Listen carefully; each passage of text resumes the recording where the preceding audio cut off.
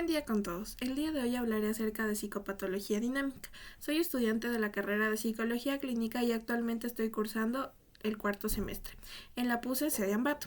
Ok, empecemos. Para poder hablar de psicopatología dinámica debemos conocer algunos de sus conceptos y estos son metapsicológicos. Este término fue creado por el psicólogo ya conocido Freud. Para designar a esta psicología que fue fundada por él. Esto se considera más teórico que práctico. La metapsicología elabora un conjunto de modelos conceptuales más o menos distantes de la experiencia, por lo que se tiene entendido que son como la ficción o un aparato psíquico. Entonces vamos a empezar con tres de estos términos que son fundamentales y vamos a empezar con lo que es el aspecto tópico. El aspecto tópico es un punto de vista que supone una diferenciación de este mismo, que es del aparato psíquico, en cierto número de sistemas dotados de características o funciones diferentes, y estos llegan a estar dispuestos en un determinado orden entre sí. Es decir, lo que permite considerar de una manera metafórica a lugares psíquicos de lo que es posible de una representación espacial figurada. Este es uno de los primeros términos. Vamos a abordar el segundo, que es el aspecto económico. Este es todo lo relacionado a la hipótesis según todos los procesos psíquicos están en la circulación y distribución de una energía cuantificable, que es decir, es una energía pulsional, que va a aumentar dependiendo de la susceptibilidad o disminución de ciertas equivalencias. Ok, vamos con el tercer concepto. Este del aspecto dinámico. Califica un punto de vista considerado en fenómenos psíquicos como resultantes del conflicto y la descomposición de fuerzas que llegan a ejercer un determinado empuje, siendo estas un último término, es decir, vienen de un origen pulsional. Vamos a hablar también acerca de un tema muy importante en esta materia, que son los elementos teóricos en la obra de Otto Kemper. Otto Kemper hace relevancia en sumar elementos en la rama del psicoanálisis y esta tarea del diagnóstico psiquiátrico y también del psicoanalítico, que es de suma importancia. Pero se llega a centrar mucho a más profundidad en consideraciones teóricas, es decir, que hace mayor realce en lo que son cuestiones de relevancia clínica.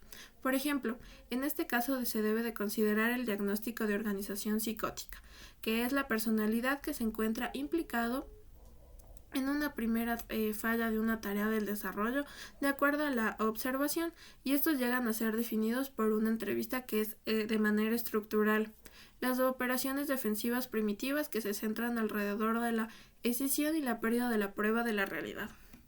Es decir, esto explicaría la organización psicótica de un sujeto y también lo que es la concepción de la organización patológica, y esto llega a obedecer a un déficit que no llega a permitir con mayor claridad la dinámica psicológica que juega en esto y nos ayuda a poder comprender e intervenir de mejor manera dependiendo de la generación. Vamos también a hablar acerca de un tema que es de suma importancia, que se trata de la histeria. La histeria es un tipo de neurosis que se da por motivos tanto físicos como emocionales y se llega a caracterizar por la hiperexpresividad somática de las ideas, imágenes y afectos inconscientes. Estos síntomas se llegan a constituir de manera psicomotriz, sensorial y vegetativa, y también de una manera conversión somática, es decir, que se implica tanto el estado físico de una persona en sus malestares y también en el estado emocional, ya que esto puede ser proveniente de un inconsciente o un recuerdo reprimido. Para esto, Freud llama a esta neurosis histeria de conversión, pero el histérico siempre se debe definir por una relación a su estructura de persona. Está caracterizado por la psicoplasticidad y la sugestibilidad y la formación imaginaria de su personaje. Así son necesarios dos elementos, y estos son la histeria y la fuerza inconsciente de la realización plástica de las imágenes sobre el plano corporal, es decir, conversión somática. La estructura del inconsciente e imaginación del personaje del histérico. Se comprende que sea precisamente a propósito de esta neurosis cuando han sido más discutidos los problemas relativos de la realidad, a importancia de la organización del inconsciente de cada individuo que llega a padecer esto. Ok, también vamos a hablar acerca del fragmento del análisis de un caso de histeria. Uno de los más conocidos es el caso Dora. Este caso se trataba de una adolescente que fue llevada por su padre a la edad de 14 y 18 años a Freud. y esta abandonó la terapia de una manera abrupta por parte de ella misma, que fue una decisión propia. Es decir, que varios autores a lo largo de esta rama del psicoanálisis han mencionado que este puede ser un fracaso total. Para Freud llegó a interpretar este caso mediante los sueños que la paciente mencionaba e interpretaba. En este marco del caso de Dora, el objetivo es poder dar una narración, un marco cultural y también de la época, que ya se trataba del siglo XX, y poder darnos cuenta cómo se llevaba el tratamiento en ese entonces, y también nos ayuda a extraer ciertos elementos y fragmentos de lo que fue la historia, biografía y obra sobre Freud. También vamos a hablar acerca de neurosis objetiva, acerca de dos autores, que es tanto Freud como Lacan.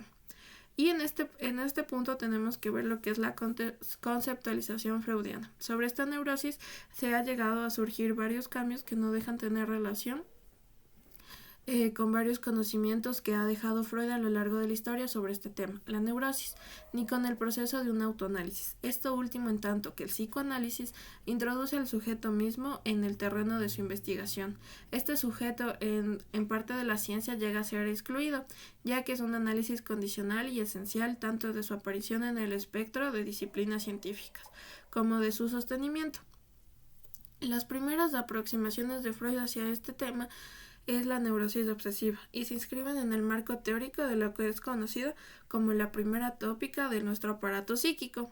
Esto se da a conocer a mayor profundidad en un trabajo realizado por el mismo autor en el año de 1896, las neurosis psíquicas de defensa, y esto ubica la neurosis obsesiva junto con la histeria y la psicosis alucinatorias como neurosis de defensa del individuo que usa para reprimir y poder defenderse de su realidad o ciertas ideas o ideologías que éste mantenga, para distinguir lo que es entonces llamada las neurosis actuales. Ya comprendido todos estos temas, es necesario poder indagar en lo que es el desequilibrio psíquico en personalidades psicopáticas, también en perversidad, perversiones sexuales y toxicomanías. Estas múltiples personalidades reúnen porciones variables de lo que es un sujeto o varios sujetos y determina varias anomalías del mismo, como la inadaptación en la vida social y en los ámbitos que ésta conlleva. Y esto eventualmente causa lo que son trastornos psiquiátricos diversos, como es depresión, excitación, ideas delirantes, perversiones sexuales, toxicomanía, entre otros. Estos típicos de borderline a menudo ocasionan dificultades considerables desde el punto de vista de un médico legal o también de un psiquiatra o psicólogo. Y desde el punto de una vista también asistencial, tampoco son problemas que plantean para una gran comprensión por lo que es el psiquiatra. Nos vamos a situar a menudo en la frontera de la psiquiatría como en la criminología si nos llegamos a adentrar en este término, y constituyen un grupo de casos difíciles y problemáticos en todos los sentidos, y estos exigen un esfuerzo más allá de lo normal. También tenemos que adentrarnos en lo que es la psicosis periódicas maníaco-depresivas. Esto viene desde hace mucho tiempo, desde la antigüedad, y esto se observó en la existencia de una relación de los accesos de lo que es la manía y lo que es la melancolía. Estos dos tipos de crisis son considerados a partir del siglo XIX y son mencionadas a partir de ella como enfermedades independientes, que en todo caso podían alternar o complicarse de manera ocasional. Este punto de vista era compartido todavía por autores como Pinel y Esquirol en el año de 1816. También estos términos surgen en lo que es en Francia y se consagra la noción de una afección única y es caracterizada por una sucesión de crisis de manía o de melancolía de un mismo individuo. En Alemania, numerosos autores llegan a estudiar la nueva entidad con el nombre de psicosis periódica. Es así que entra este autor Kraepelin, quien en el año de 1899, a través de su descripción mediante el análisis minucioso de los estados de transición y de las imbricaciones de la crisis maníacas y melancólicas, llega a la noción de estados mixtos, y esto demuestra así que la identidad profunda de estos dos forman diferentes tipos de trastornos, ya sea que se tienen que evaluar la personalidad del individuo y sus antecedentes familiares y demás. Esto ha sido todo por hoy en la materia de psicopatología dinámica en lo que fue el cuarto semestre de psicología clínica. Gracias.